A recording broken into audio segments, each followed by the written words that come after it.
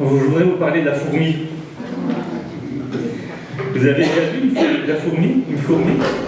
Est-ce que vous êtes déjà placé devant une fourmilière? Une grosse, hein, vous avez déjà été en campagne, dans la campagne, puis voilà, ouais, une grosse fourmilière avec des milliers, des millions de fourmis qui tournent sur cette fourmilière, et c'est parfois déprimant de vouloir en suivre une. C'est impossible, c'est impossible. Elle est là, elle est rentrée tout de suite, vous la voyez pas, puis vous avez remarqué, elles se ressemblent toutes. Là, moi, j'arrive pas à faire la différence sur une fourmilière entre l'un et l'autre, alors qu'une fourmilière, c'est très organisé, c'est une hiérarchisation des métiers, des travails, il y a vraiment quelque chose, c'est une société animale extrêmement pointue, et aujourd'hui, beaucoup de scientifiques se penchent sur les fourmis, et on se rend compte, en regardant un peu, en recherchant, que c'est vraiment quelque chose d'extraordinaire. Et il y a des milliards d'individus qui peuvent se construire une fourmilière. Il peut y avoir des fourmilières énormes. Regardez un peu sur des bouquins ou sur le net, recherchez un petit peu, et vous verrez qu'il peut y avoir des cités de plusieurs millions d'individus et qui peuvent prendre plusieurs profondeurs, des mètres et des mètres en largeur, en profondeur. Et c'est impressionnant. Alors c'est un tout petit animal. Alors je voudrais vous parler de la fourmi, mais je voudrais vous en parler sous le regard de la foi, selon la pensée de Dieu, selon ce que la Bible nous dit de la fourmi. Aujourd'hui, bien sûr, on pourrait avoir plein d'intérêts scientifiques sur la fourmi, mais je voudrais partager quelques versets sur ce que la parole de Dieu dit sur la fourmi. Alors on prendra deux versets. Proverbe 25. Il y a sur la terre 4 animaux petits, et cependant des plus sages. Les fourmis, peuple sans force, préparent en été leur nourriture. Et Proverbe 6, verset 6. Va vers les fourmis, la fourmi paresseuse, considère ses voies et deviens sage. Elle n'a ni chef, ni inspecteur, ni maître. Elle prépare en été sa nourriture. Elle amasse pendant la moisson de quoi manger.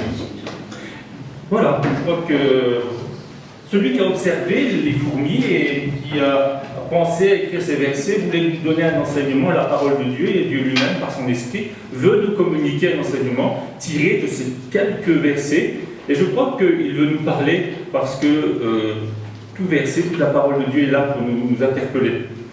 Que nous apprend ces versets sur la fourmi? Elle est sage. En quoi elle est sage? Elle est sage parce qu'elle prépare en été sa nourriture. Elle anticipe l'hiver. Elle anticipe un temps où il ne sera plus possible de travailler.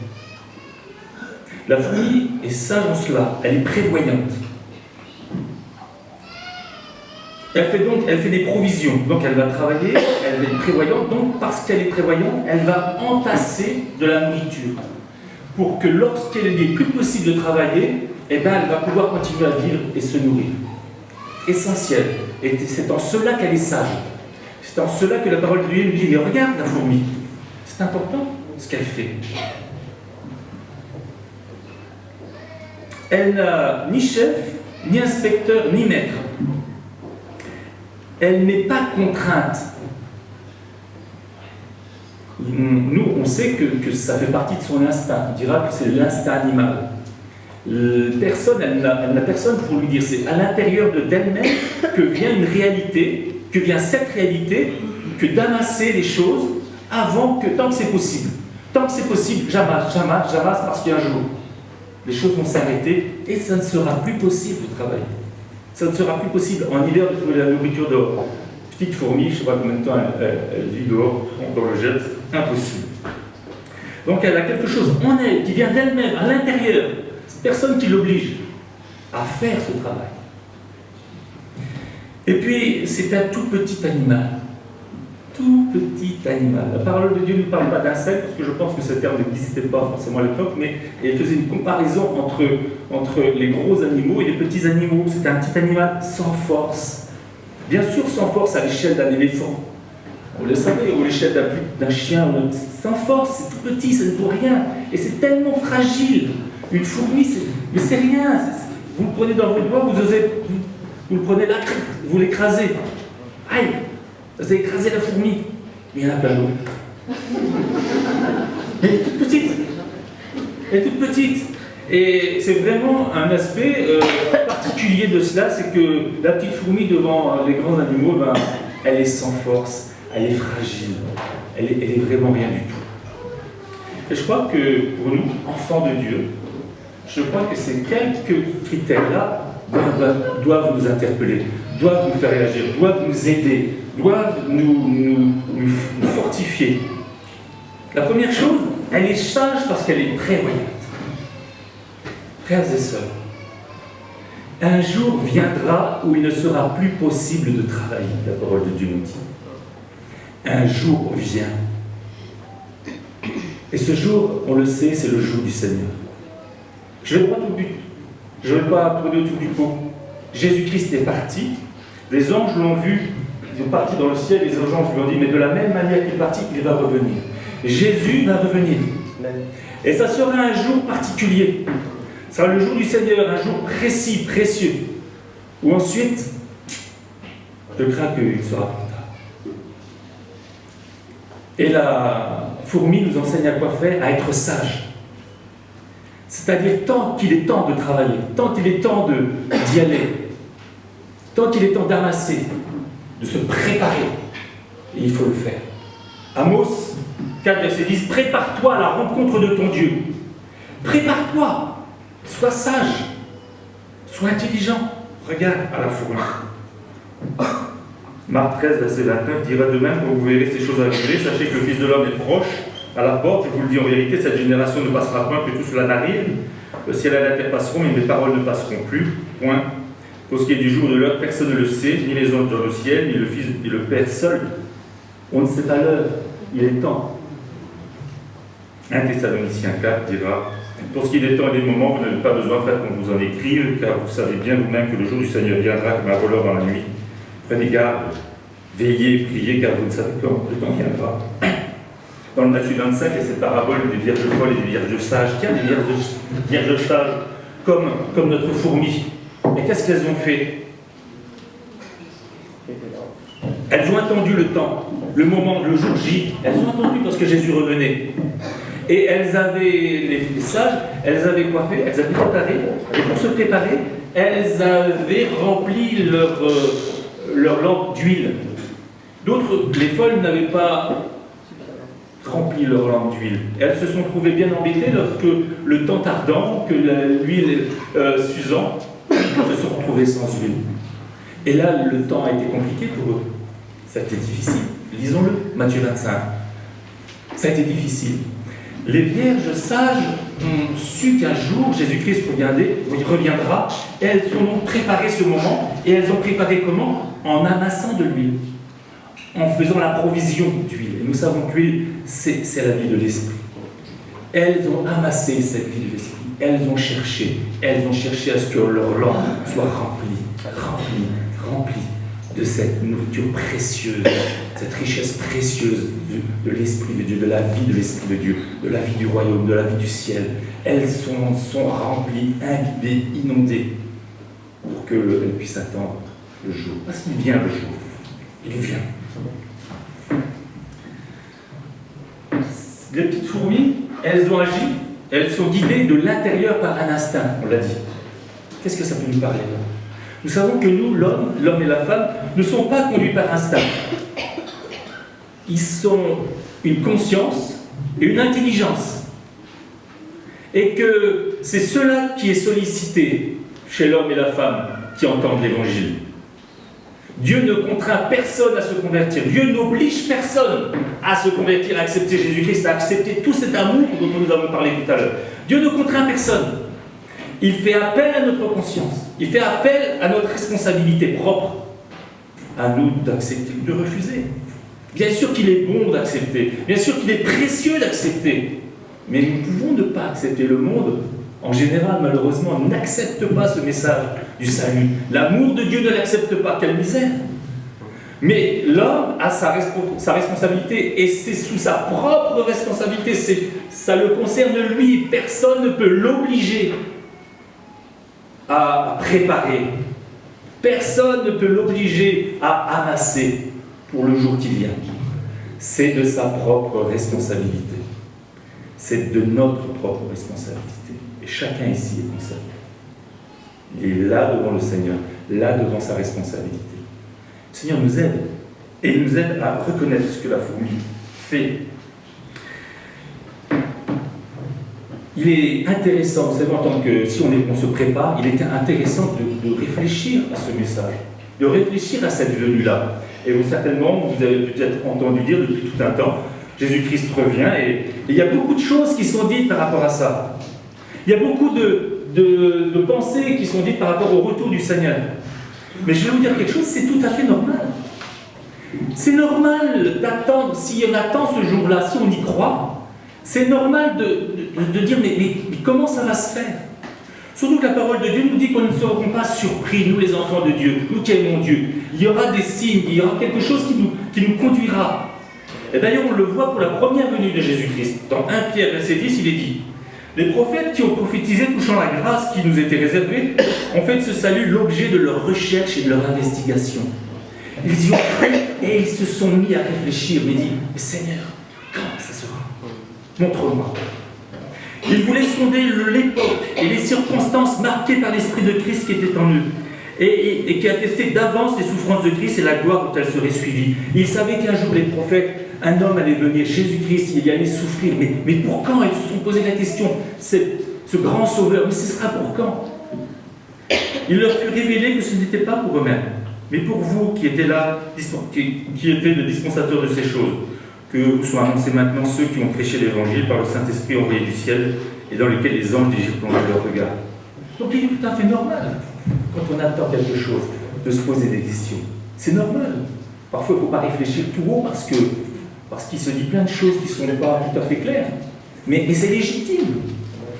Ne soyons pas, fermons pas notre esprit. Comprenons, essayons de saisir. Il y a la parole de Dieu, il y a plein de prophéties annonçant ce retour. Il y a plein de messages tellement précieux qui sont apportés ce retour. Peut-être, c'est flouté, mais oui, c'est flouté peut-être. Mais essayons de rechercher, essayons de comprendre, soyons prêts. Soyons comme Noé. Noé, Dieu lui a dit un jour, mais le monde va être détruit. Noé a pris à cœur cette parole. Il a cru que le monde allait être détruit. Alors il a eu foi et il a construit une grande arche.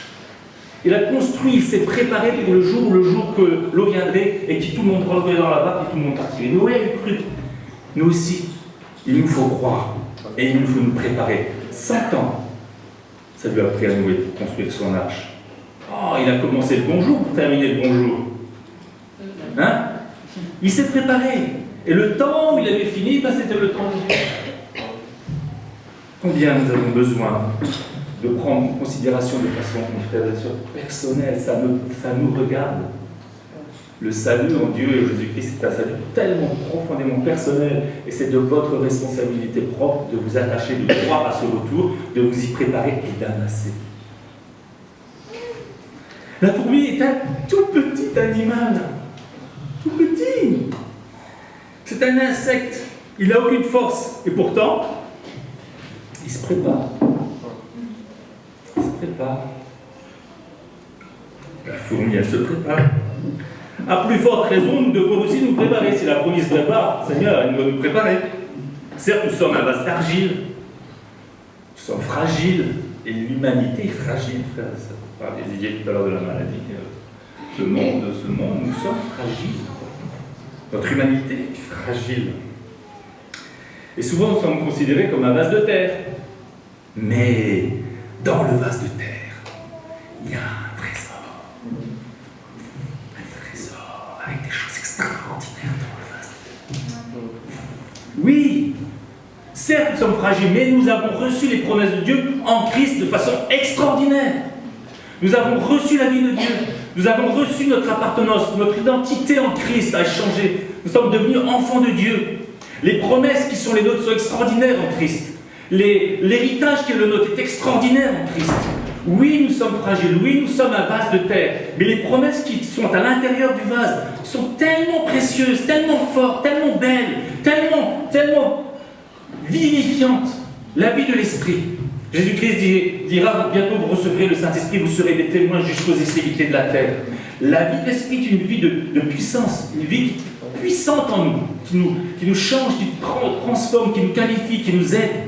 Et nous avons besoin de la vie de l'Esprit. Et un enfant de Dieu, on ne peut naître de nouveau que par l'action puissante du Saint-Esprit. C'est le Saint-Esprit qui agit en nous, une œuvre de régénération qui fait de nous des enfants de Dieu.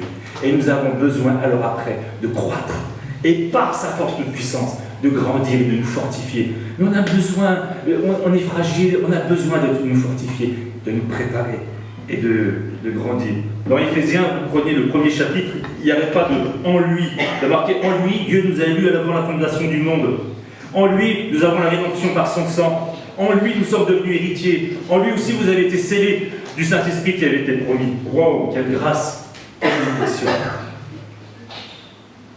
La fourmi nous enseigne, à nous qui avons cru en Jésus-Christ. Elle nous parle. Mais nous sommes des enfants de Dieu. Et si souvent encore, des enfants en Christ. Si souvent encore, des enfants en Christ. Et nous l'avons dit dernièrement, nous étions des hommes naturels, loin de Dieu, séparés de lui, n'acceptant pas les choses de l'esprit, ne voulant rien savoir de ces choses, mais un jour Dieu nous a travaillé au cœur et nous avons été touchés, nous avons cru, nous avons saisi Christ, nous l'avons reçu comme Didier l'a dit tout à l'heure, et nous sommes devenus des enfants de Dieu. Notre identité a changé en Christ et nous sommes devenus citoyens du ciel, comme le dira un grand serviteur de Dieu chez nous. Nous sommes serviteurs du ciel. Mais, si souvent encore, nous restons des enfants en Christ. C'est-à-dire, la Bible dit, des hommes charnels. Des hommes qui péchent encore. Nous sommes sanctifiés, nous sommes visités, nous sommes des saints qui péchons malheureusement encore. Nous sommes, et la Bible dit que c'est ça, la définition de l'enfant en Christ. Nous sommes appelés à grandir pour devenir des hommes spirituels, des hommes faits à l'image de Christ, à l'image de Jésus-Christ, dans sa vie, dans sa personne, dans sa relation avec le Père, dans sa relation aux autres, dans ce qu'il est et dans tout ce qu'il présente, dans tout ce qu'il montre. Nous sommes appelés à grandir, à devenir des hommes en Christ. Et l'homme en Christ, il ne pêche plus. Bien sûr, on va dire, bien sûr, il peut pécher au nom humain encore, mais je crois que la pensée de Dieu, c'est de nous tenir là, nous amener dans cette perfection de Christ. Pour nous, c'est un héritage, c'est une promesse qui nous est donnée, de marcher comme ça. Il n'y a aucun avantage pour nous, aucune gloire, aucune joie, aucun intérêt à rester charnel. Aucun, même si nous le sommes, bien sûr. Et la parole de la Sainte Seine, tout à l'heure, nous a été dit que, bien sûr, nous sommes des enfants de Dieu, nous le rappelons, mais nous savons, si nous ne voulions pas prendre la Sainte Seine, que nous pouvons être si facilement charnels. Et le péché nous enveloppe si facilement. Il n'y en a aucun intérêt à vivre ça, aucun intérêt. Tant que nous avons besoin de grandir. Alors Dieu le Père dans sa parole nous envoie vers la fourmi. Parce que non seulement il parle à notre homme spirituel, il parle à nous, de façon spirituelle, mais il veut aussi nous montrer une autre facette. Une facette de la chair, de notre chair. Il veut aussi nous montrer une attitude charnelle, que tous, nous sommes dépendants à plus ou moins degré. Cette dépendance, cette attitude de la chair, cette façon d'être de la chair. Vous savez ce que c'est? C'est la paresse. Je me suis dit, mais Seigneur, je peux dire ça. C'est la rentrée. C'est la rentrée des classes, c'est la rentrée du travail, c'est vraiment... Va vers la fourmi paresseux. Et vraiment, je ne voudrais pas blesser personne par ce mot paresseux, mais plutôt dans cette attitude, dans ce constat, dans cet état. D'accord? Je ne veux pas blesser personne par ce mot, mais considérez-le qu'il est écrit, et il nous interpelle ce matin, comme aussi une attitude dont nous sommes parfois dépendants, et que le Seigneur veut vraiment nous aider à nous dégager. Va vers la fourmi paresseux, considère ses voies et devient sage. Elle n'a ni chef, ni inspecteur, ni maître. Elle fait tout de l'intérieur, consciemment, elle prépare en été sa nourriture, elle amasse pendant la moisson de quoi manger. Paresseux, jusqu'à quand seras-tu couché? Quand te lèveras-tu de ton sommeil? Un peu de sommeil, un peu d'assoupissement, un peu croiser les mains pour dormir. Et la pauvreté te surprendra, comme un rôdeur, et la disette comme un homme en âme. Et rien que pour cela, il est bon de prêcher sur cela. Rien pour cela, pour vous avertir, il est bon de prêcher sur cela. C'est spirituellement que je voudrais aborder les choses. C'est sur cet héritage qui bientôt nous est acquis, sur ce jour qui bientôt nous est apporté, sur la nécessité de préparer et d'amasser. Et par rapport à cela, eh bien, le Seigneur nous parle qu'on peut être paresseux. C'est à ce niveau-là que je voudrais présenter les choses. Proverbe 24, 30, 34. J'ai passé près du champ d'un paresseux et près de la vigne d'un homme dépourvu de sens. Et voici, les épines y croissaient partout. Les ronces en couvraient la face et le mur de pierre était écroulé. J'ai regardé attentivement, j'ai tiré une instruction de ce que j'ai vu, un peu de sommeil, un peu d'assoupissement, un peu de croiser les mains pour dormir, et la pauvreté se supprima comme un rôdeur, et la disette comme un homme en âme. 2 fois. Vraiment, il y a quelque chose à nous dire. Proverbe 15, 19, le chemin du paresseux est comme une haie d'épines, mais le sentier des hommes droit et aplani. Proverbe 19, verset 15, la paresse fait tomber dans l'assoupissement, et la nonchalante éprouve la faim. Et si on prend ce sujet, il y a quelques versets, je voudrais les détailler avec vous ce matin sur l'attitude du paresseux. L'attitude du paresseux, ou les symptômes de la paresse, ou les symptômes de ce qui ne nous permet pas d'amasser pour le royaume de Dieu. D'accord? Les symptômes. On va le dire comme ça? Ça va, on y va? Quelques passages. Ça me parle aussi à moi, peut-être. Vous ne voyez pas. C'est Proverbe 22, 13. Le paresseux dit, il y a un lion dehors, je serai tué dans les rues. Proverbe 26, 13 dit, le paresseux dit, il y a un lion sur le chemin, il y a un lion dans les rues. C'est une excuse, certainement pour le paresseux. Cet homme est paralysé par la peur. Tiens, la peur ce matin. Ça ne nous a pas été dit, ça, on va parler de la peur. Cet homme est paralysé par la peur. Alors, peut-être c'est une excuse, mais je voudrais dire aussi que ça peut être aussi l'inverse, qu'on peut avoir une attitude d'angoisse et de crainte permanente, de peur, qui nous conduit à l'apatissement, qui nous conduit à ne rien faire, par crainte, par inquiétude. C'est une attitude de paresse. Ce n'est pas une condamnation, je vous dis là, mais c'est une attitude qui fait que la peur, et combien, rappelez-vous, Matthieu 25, 26, parabole des talents, ce maître donne les talents à chacun, et il y en a un qui le font valoir, 5, il prend un talent, il le fait valoir 5 fois, un autre prend le talent, il le fait valoir 2 fois, un autre, il le plante, et quand le maître revient, il lui ramène, tiens, ton talent.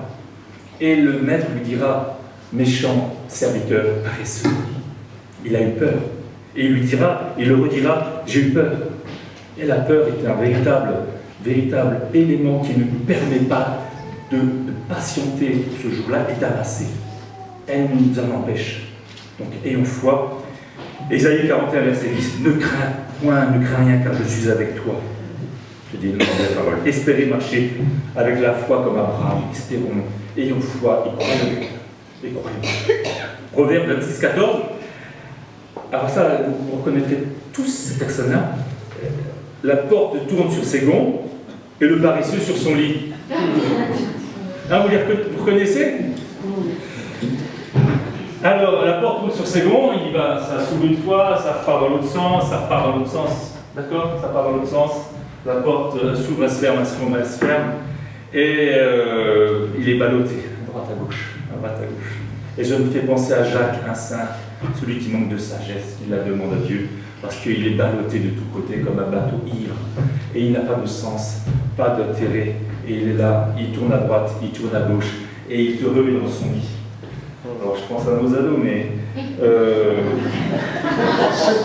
parce que si souvent, on reconnaît chez eux cette attitude, n'est-ce pas? Mais ça peut vous conduire, et ça peut nous conduire. Et là, concrètement, on va dire concrètement, ça peut nous conduire à de la paresse spirituelle. Si vous êtes fatigué, reposez-vous. Reposez-vous, bien sûr. Mais cela peut nous amener dans une attitude qui ne nous amène pas à travailler et à chercher et à amasser et à construire pour le royaume. Si vous manquez de la sagesse, si vous manquez de sens, de direction, demandez la sagesse, elle vous sera donnée. Proverbe 26, 15.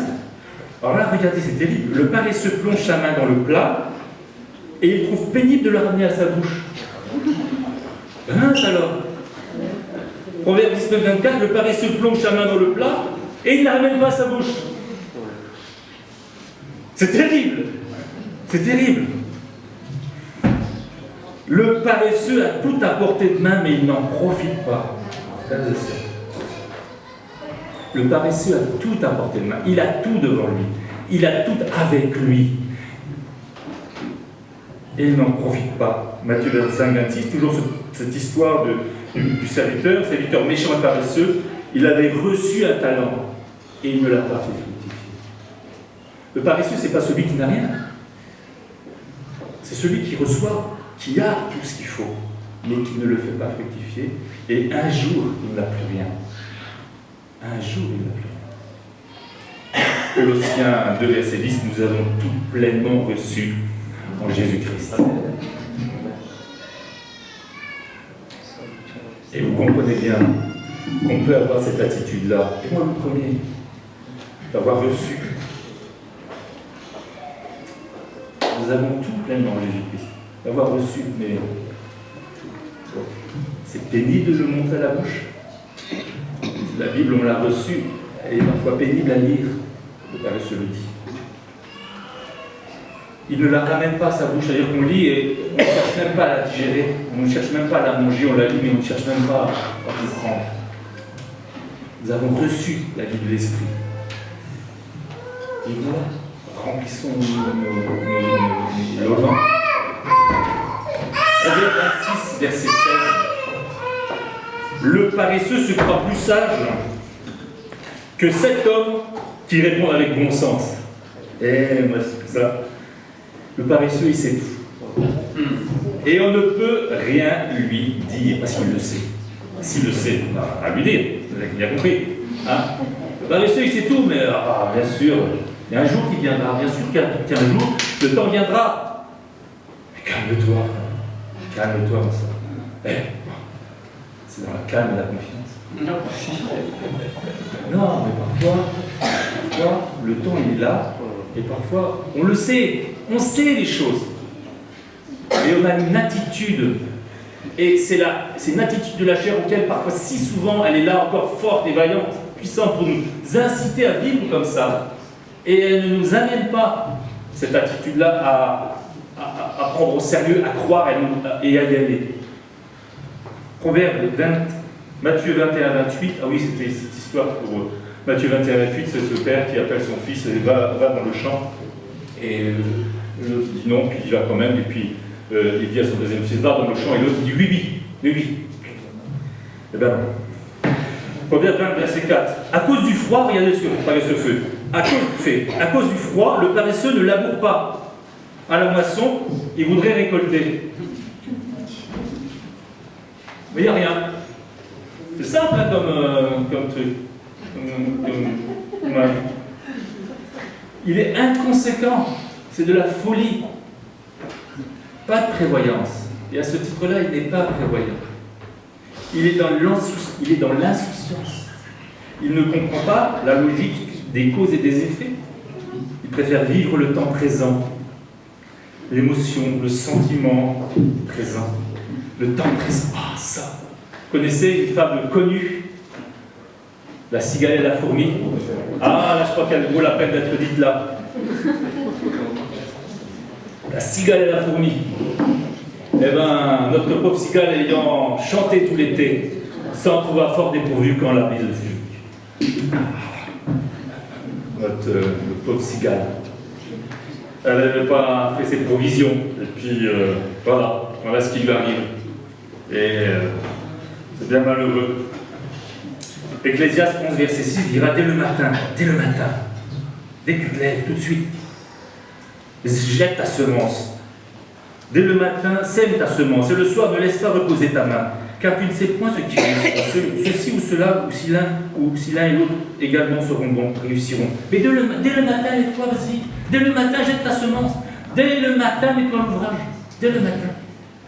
et tu verras le fruit de ton travail, le fruit de ta semence. Proverbe 13, verset 4.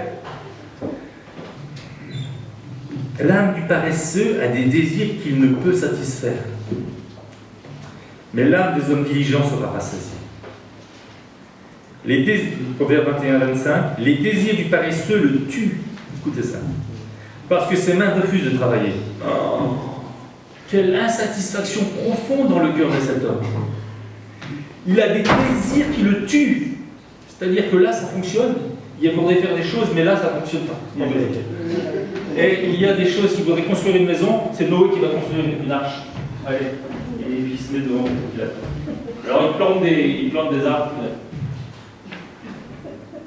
Il a des désirs qui le tuent. Et je trouve que c'est terrible si on se met à la place de cela. Et pour nous, la nécessité de lier ce que l'on croit, ce que l'on pense, ce qu'on voit de la vie avec notre quotidien, notre réalité quotidienne. Notre réalité quotidienne. Nécessité. Proverbe 12, 27, le paresseux ne rôtit pas son gibier, mais le précieux trésor d'un homme, c'est l'activité. Le paresseux ne fait pas que son gibier. C'est terrible parfois. Ecclésiaste 18. Quand les mains sont paresseuses, la charpente s'affaisse, et quand les mains sont lâches, la maison a des gouttières. Parfois, la vie du paresseux, elle prend l'eau. Vous savez ce que ça veut dire? Elle prend l'eau, la vie du paresseux. La vie de cette attitude de relâchement, la vie de cette attitude de la chair qui parfois nous conduit à ne pas prendre en main les choses. Et la vie, on se relâche et on attend, et les gouttières se forment, les trous se forment, et elle prend l'eau de notre vie. Vous savez, c'est quelque chose que tout cela, chacun est concerné à une manière plus ou moins importante. Et il nous est nécessaire de ne pas agir selon la chair, parce que ça c'est une attitude de la chair, mais d'aller chercher l'Esprit de Dieu. Ecclésiaste 18. Proverbe 5, verset 5. Celui qui amasse pendant l'été est un fils prudent. Celui qui dort pendant la moisson est un fils qui fait honte. Proverbe 10, verset 26. Ce que le vinaigre est aux dents et à la fumée, ce que le vinaigre est aux dents et la fumée aux yeux, tel est le paresseux pour celui qui l'envoie.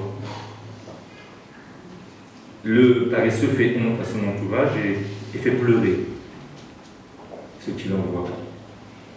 Parce qu'on lui a dit d'aller là, puis il s'est arrêté avant, parce qu'il ne remplit pas ses engagements. Mais tout cela d'une manière ou d'une autre, je pense vraiment qu'on peut s'y retrouver. Et on s'y retrouve d'une façon ou d'une autre. Et ce matin, loin de moi la pensée d'amener une accusation, loin de moi, mais peut-être la pensée de pouvoir, Seigneur, aide-moi à me remettre en route, à fonctionner, d'aller de l'avant. Alors la Bible nous enseigne quoi par rapport à cela? Et ça a été dit tout à l'heure. Un mot qui est terrible, un mot que la chair ne supporte pas, un mot que la chair n'aime pas. Travailler. Ce mot que la chair ne supporte pas. Et puis non, hein? C'est un mot que non, on n'arrive pas à le dire comme ça. Travailler, le travail. Mais je crois que le travail, pas dans le sens. Je voudrais là ce matin pas vous dire qu'il faut travailler, il faut aller au boulot. Pourtant, si la parole de Dieu nous parle d'une vision sociale, cette action-là, elle a cette dimension-là. Par exemple, 1 Thessaloniciens 4, verset 11 dira mettez votre honneur à vivre tranquille, à vous occuper de vos propres affaires et à travailler de vos mains, comme nous l'avons recommandé. C'est un conseil de vie sociale et qui est intéressant, qui est bon, qui est juste. 2 Thessaloniciens 3 dira, verset 4, car lorsque nous étions chez vous, nous vous disions expressément, si quelqu'un ne veut pas travailler, qu'il ne mange pas non plus. Bah oui. Hein? Nous apprenons cependant qu'il y a parmi vous quelques-uns qui vivent dans le désordre, qui ne travaillent pas, mais qui s'occupent de futilité. Nous vous invitons ces gens-là, et nous les exhortons par le Seigneur Jésus-Christ à manger leur propre pain et à travailler paisiblement. Ils vivent dans le désordre, ne travaillent pas, s'occupent de futilité. Je ne veux pas, là, et je sais bien que c'est un sujet qui est délicat, le travail aujourd'hui. Et il y a des situations de travail où on ne travaille pas, peut-être à cause de la société, qu'on cherche du travail. Je ne parle pas de cela, vous comprenez bien. Mais je mets en avant une attitude. Et rappelez-vous que dans Matthieu 13, les terrains, un semeur il jette la semence dans le terrain. Et un des terrains, ce sont les ronces. Et les ronces qui étouffent la parole et qui empêchent. Et la Bible disant que celui qui a reçu la semence parmi les épines, c'est celui qui entend la parole, mais en qui les soucis du siècle et la séduction des richesses étouffent cette parole et la rendent infectueuse. Dit dans le désordre, peut-être cela, peut-être être happé par les séductions de ce monde et happé par les soucis du siècle, c'est laisser les soucis, c'est laisser les ronces, c'est laisser les épines s'installer afin que la parole ne progresse pas. Et puis vivre dans le désordre, c'est avoir comme on l'a dit tout à l'heure, les murs de protection qui sont cassés du champ, les murs qui sont détruits, qui sont cassés, et puis les bêtes peuvent rentrer et détruire le champ. Ça, c'est très important. Protéger déjà le champ est très important. Il y a un projet au Sénégal de reboisement. Et le projet au Sénégal de reboisement, l'idée, c'est qu'au plein désert, c'est les Mulhouse qui travaillent là-dessus, au plein désert, ce n'est pas le but de replanter, mais c'est simplement le but de protéger. Donc l'idée, c'est de faire une clôture, une immense clôture autour du terrain, et de laisser la nature faire. Et parce que les bêtes ne peuvent pas piétiner et détruire ou manger la semence, et bien aujourd'hui, ils ont un terrain qui est entièrement boisé. Les choses sont repoussées naturellement. Et avoir un mur, une enceinte qui soit protégée, vous savez, pour nous, c'est avoir une doctrine qui est claire, qui a bien tous les éléments de la doctrine.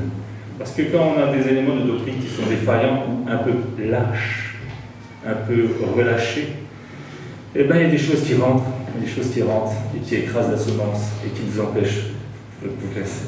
S'occuper de futilité. Ces choses sans importance, qui ne sont pas essentielles et qui ne conduisent pas, qui ne nous aident pas, ce sont celles qui ne demeurent pas, qui sont visibles mais qui passent, les choses de ce monde, la Bible. C'est aussi vivre le temps présent sans s'occuper de notre futur.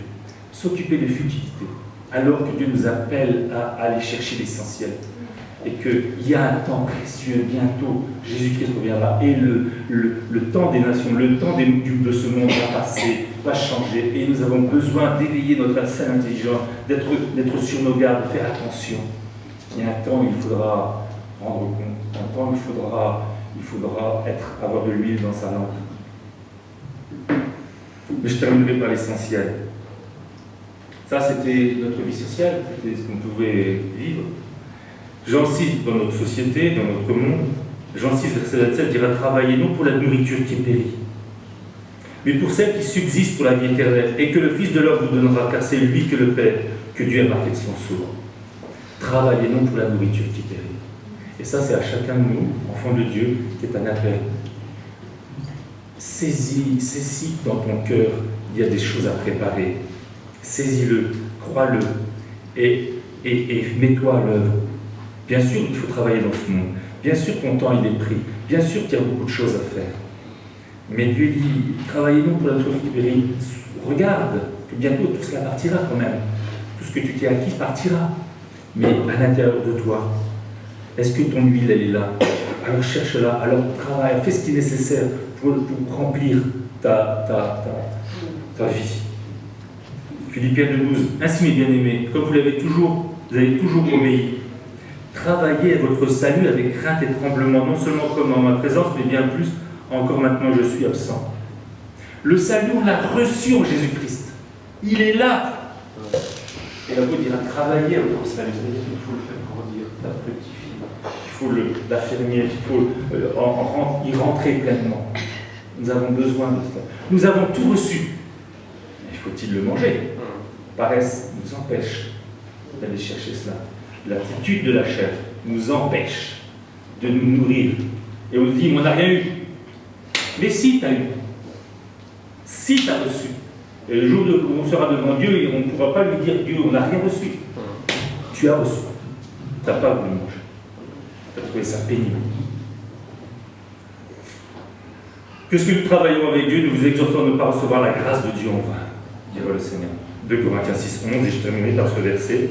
Romains 13, verset 11. Cela importe d'autant que vous savez en quel temps nous sommes. C'est l'heure de vous réveiller, enfin du sommeil, Car maintenant, le salut est plus près de nous que lorsque nous avons cru, n'est-ce pas? Ça a été écrit il y a 2000 ans.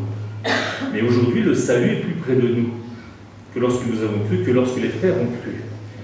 Et beaucoup de voix s'élèvent pour dire le Seigneur revient bientôt. On est la génération qui va voir des choses, des grandes choses. Le temps est là, le temps est là. Marchons, la nuit est avancée, le jour approche. Dépouillons donc des œuvres des ténèbres et revêtons les armes de la lumière. Marchons honnêtement, comme en plein jour, loin des excès et de l'ivrognerie, de la luxure et de l'impudicité, des querelles et des jalousies. Mais revêtez-vous du Seigneur Jésus-Christ et n'ayez pas soin de la chair pour en satisfaire les convoitises. On est dans cette pensée-là. 1 Thessaloniciens 5, ne dormons donc point comme les autres, mais veillons et soyons sobres. Prenons à cœur réellement ce que le Seigneur nous dit et ce que le Seigneur met devant nous. Amen. Je terminerai juste sur cette image en voyant la fourmi, en recherchant ce que les scientifiques disent de la fourmi aujourd'hui. Ils regardent cette fourmilière et ils regardent les fourmis et ils se rendent compte qu'il y a des fourmis qui ne sont pas si travailleuses que ça. Il y a des fourmis qui ne sont pas si agressives que ça. Et qu'il y a des fourmis qui peuvent avoir des personnalités différentes. Bien que, quand on regarde une fourmilière, tous semblent être pareils. Et ils vont jusqu'à dire que la fourmilière en elle-même a une personnalité. La fourmilière en elle-même a une personnalité. Si bien que lorsque vous voyez ces millions d'individus travaillant ensemble, eh bien, il faut non seulement des millions d'individus travaillant ensemble, mais il faut aller au-delà. Il faut dire que cette fourmilière-là est une personnalité, est une personne. Et ils se rendent compte de cela maintenant. Et je dis, waouh, quel merveilleux message. L'Église, corps de Christ, où tous ces hommes et ces femmes travaillent d'un commun accord dans leur personnalité différente, mais vraiment le corps et l'Église, qu'un jour Jésus-Christ viendra chercher. Quelle merveilleuse chose qu'on peut voir dans la vie des fourmis. Et ça, c'est un prochain message. C'est un prochain message. On prendra le temps peut-être, si ça a à cœur, de parler de ces choses. Mais le corps de Christ, quelle précieuse, quelle glorieuse vision pour nous. Amen. Seigneur, je te rends grâce parce que tu es un bon Père. Et tu sais nous dire que tu nous aimes. Mais tu sais aussi nous dire et nous mettre en garde, nous avertir, nous parler. Et tu sais nous enseigner, tu sais nous corriger, tu sais nous relever.